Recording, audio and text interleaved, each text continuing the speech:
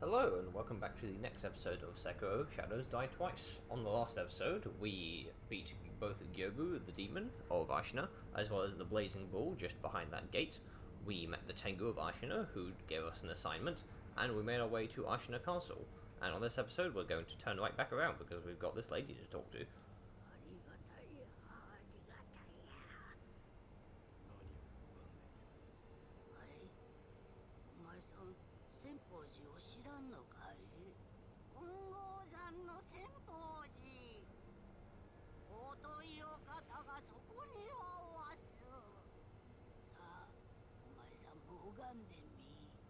ありがたいや、ありがたいや。 Okay, she's talking about Senpo Temple, which again, we've been there, but not in a way that we can actually explore fully.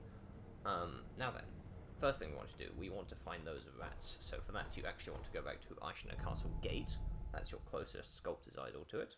I did walk past it last time just because I thought it'd be easier to go for the boss and then we'd do this time. I just figured that'd be easier. It's not a particularly long endeavor, but still.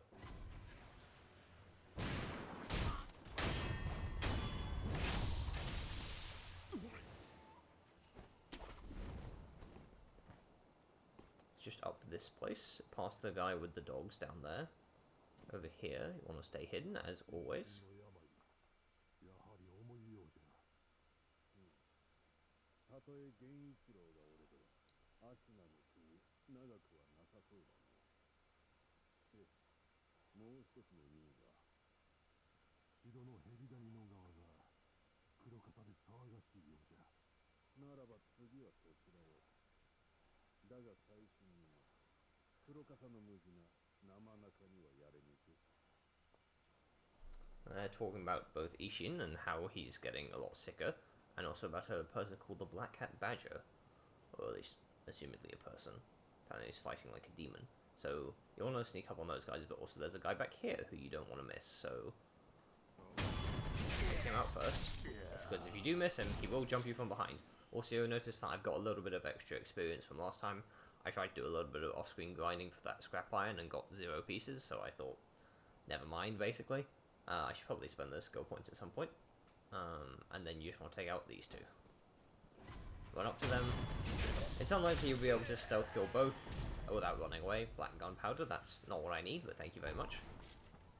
These guys are big on poison and annoying ways of fighting you. Their hats block regular sword strikes like that, so what you need is this.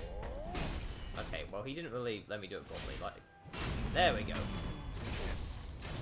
Split their hat wide open, completely crack it in half, and then just attack them from there. And they were guarding a pellet, whoopee. But those were the rats Ishin was talking about, so... Like he mentioned, short in stature. So if we go back to them, as well as their hats, which he also mentioned, hopefully that's what he wanted.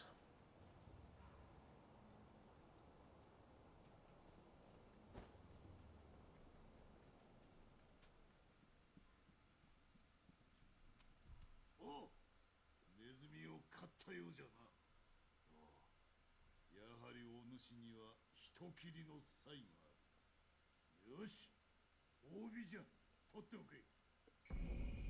The Ashina Esoteric text. The text reads like a history of Ishin Ashina's battles. When young, Ishin fought desperately time and time again, polishing his technique in the blood of his enemies. He consolidated his learnings under the Ashina style, name for the sake of his clan's dominance. これは。足な流じゃ。流派というても堅苦しい決まり事などない。ただ戦に、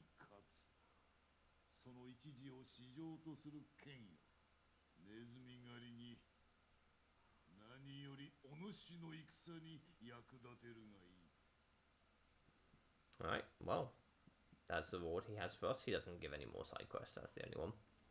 I used to think that he should give more, but this is very useful. This is another skill tree for us, and while it may seem like we're getting a lot, this one's a good one. It contains possibly the best regular combat art in the game, even though it's very plain and a little bit boring, but it's very fun and very effective. So, we've got enough skill points to, spend a little bit. We really should invest at some point in these shinobi arts, but I like the other ones too much. So, Ichimonji. This is very good. It's very straightforward. You raise your sword over your head, you step forward with it, and it's a powerful strike even if they're guarding. And it costs 0 spirit emblems, which is the nice part. And here we have more things to help us in our regular battle stuff. So, Ascending Carp increases how much posture damage deflections do. And Descending Carp, after deflecting someone, you deal more damage to enemies' posture in all ways. But I think it's probably, you know, less per instance than Ascending Carp is per deflect.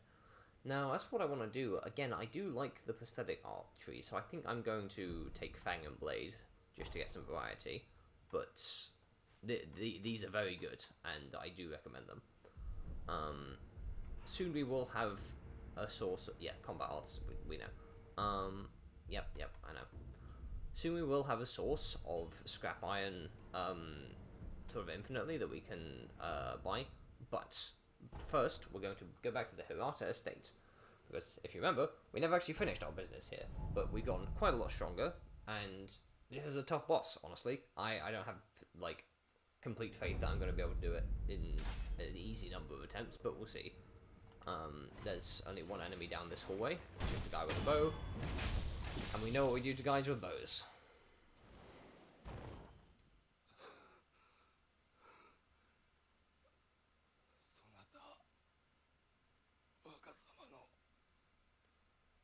先へ行くのはやめておけ。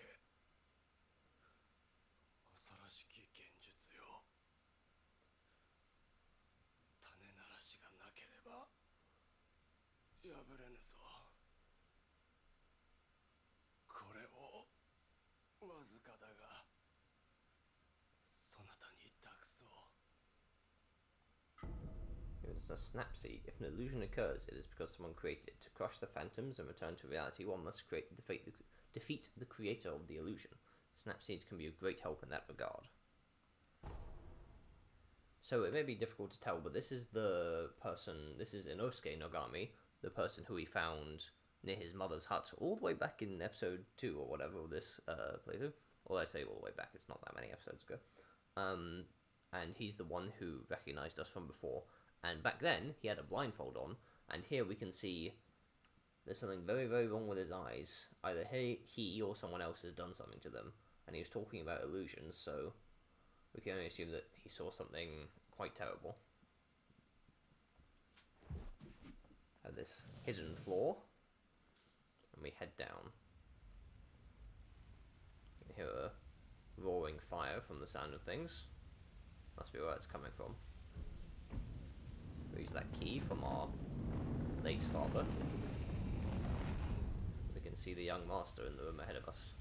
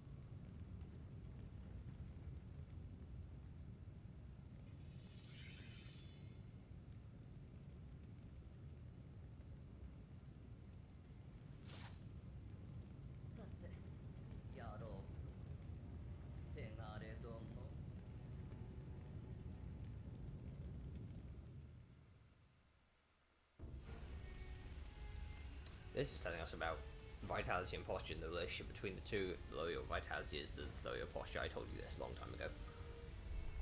So, Phantom Butterfly. Only one death blow, but don't let that, you know, fool you. She is very strong and is a roadblock for a lot of new players. She attacks mostly using her small knives and her feet. And as well as these wires that she can seemingly sprout out absolutely nowhere. Now, what you want for this fight, specifically, a very useful tool, firecrackers as usual, but also shurikens. She's around in the air a lot, and if you remember from last episode, I mentioned shurikens are good against mid-air enemies. So that is what you want to do.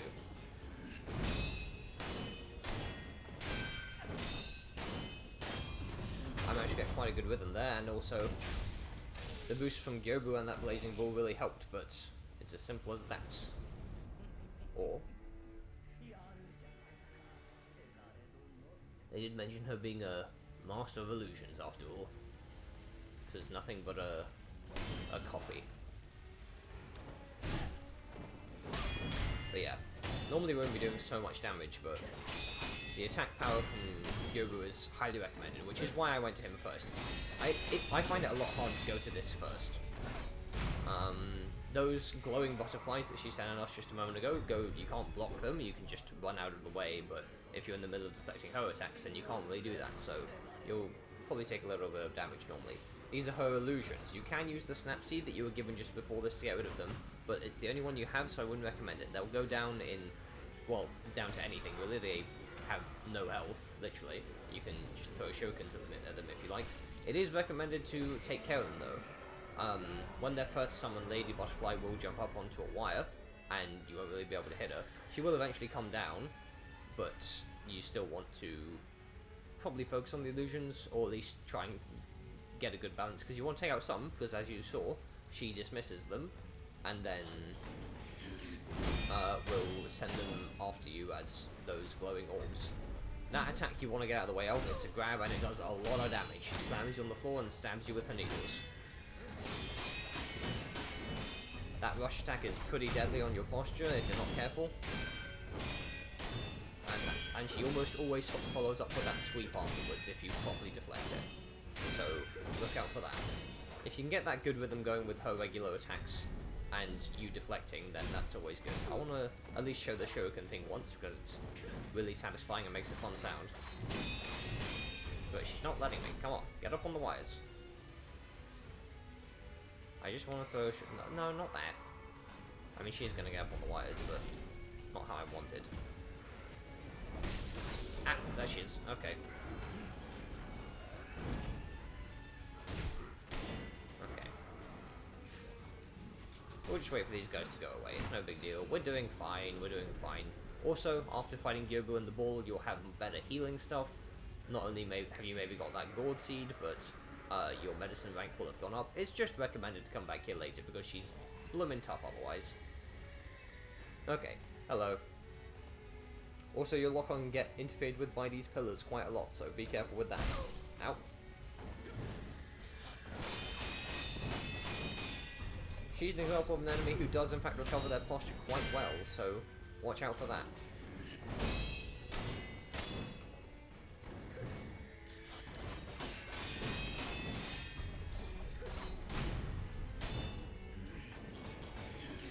You're not standing up on the wires. Stand up on the wires. I want to throw a shuriken at you. Not the illusions again. Come on. If she's on the wires, it won't work. It's only while she's jumping. Like so.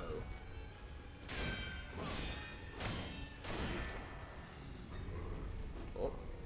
Be careful. Those guys will go for you at any point. Oh, careful there. That's one where she jumps onto a wire and then will jump at you from there. It's another grab attack and it, again, lots of damage. As grabs tend to do. You want to get behind these pillars to avoid them. Try to find one at the end where they're not, because then they will home in on that pillar, and that'll make things easier for you. But again, that illusion window gives her lots of time to recover posture, so that's another tricky part about this fight if you don't have good attack damage. Okay, also that if she jumps over you, she will often... Oh! Sometimes the shuriken misses, and you've got to be ready for that. Because then, if you're not, then she'll just be the one grabbing you, and you'll be feeling like a fool.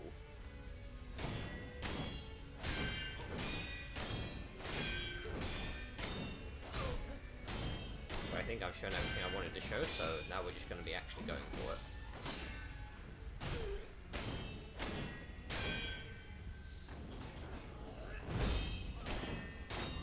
And that's that.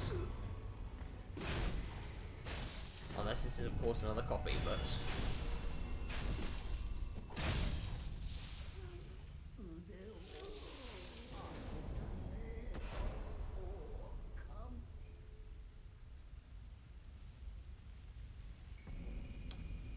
Phantom Butterfly.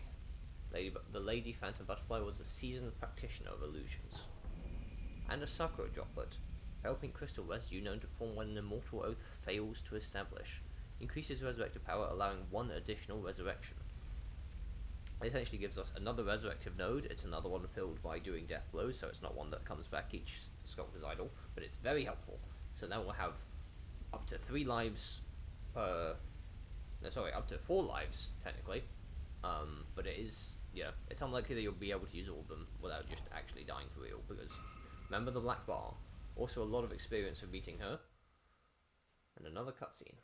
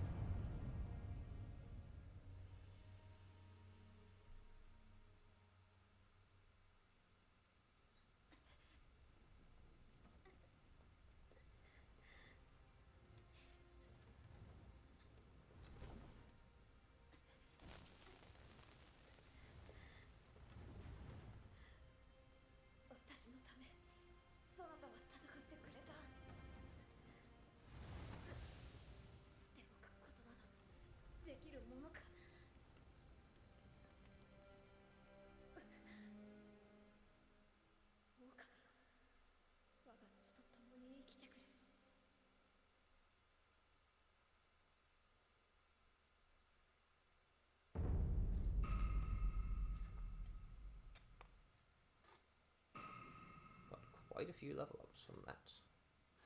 And with that, I'm going to end off this episode here. No better choice, no better place than that. We were mysteriously stabbed through the back, and Kuro seemingly came to our rescue. Next time, we'll be continuing with our journey into Ashina Castle. Thank you so much for joining me. Hope to see you next episode.